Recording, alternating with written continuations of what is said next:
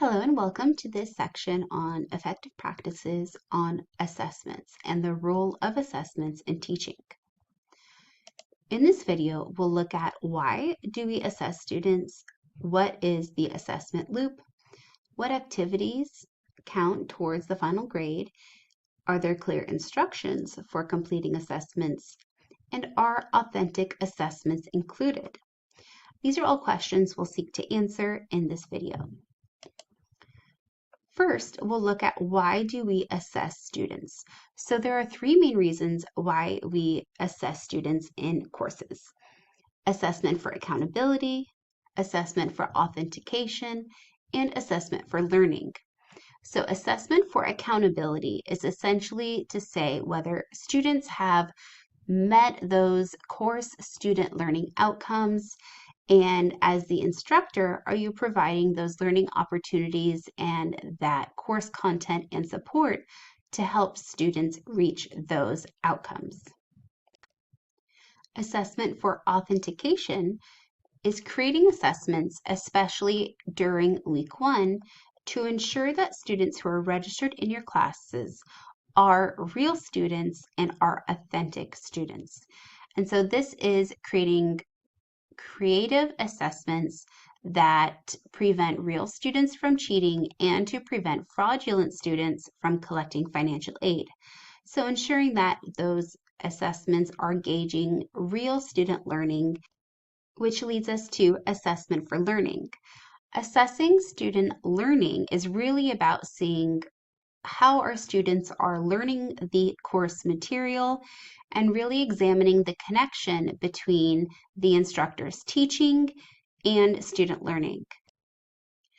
Next, we'll move to the assessment loop and how gauging student learning can improve teaching in the classroom and really help students along their process of learning.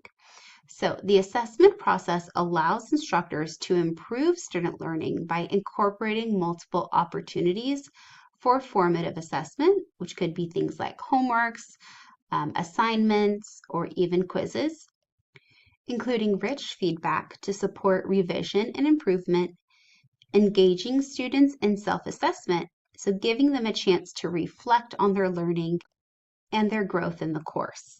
So designing multiple forms of formative and summative assessments are creating more than just multiple choice true-false assessments and really trying to accurately gauge what students are learning.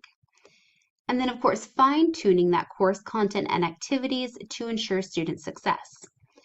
So as we see here to the right, assessments turn to rich feedback from the instructor, student self-assessment and or submitting revisions of their work to improve, fine-tuning course content, looking for areas that students may need additional support or practice on before completing another type of assessment. So this is the assessment loop. And know that this process may repeat itself multiple times throughout the semester. Next, we'll look at what type of activities count toward the final grade.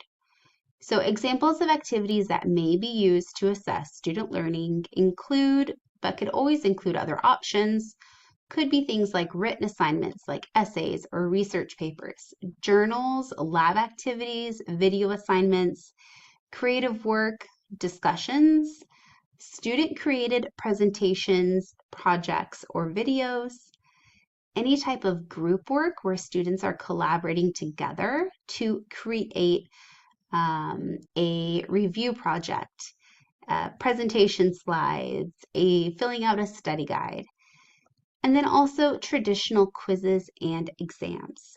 So making sure that you have different types of activities throughout the semester to assess student learning and offer feedback and fine-tuning your course materials as needed. And finally, making sure that those assignments are graded and count toward the final grade. Next, consider if the instructions are clear for students. So reflect on your current assignment instructions. Do they include the following? Are the instructions clear for students? Why are students completing it? Right? Let students know the why behind that. Is there a real world connection? Does that assessment or assignment connect to showing that they have mastered a certain student learning outcome? Let your students know why they're doing it and what exactly it's showing.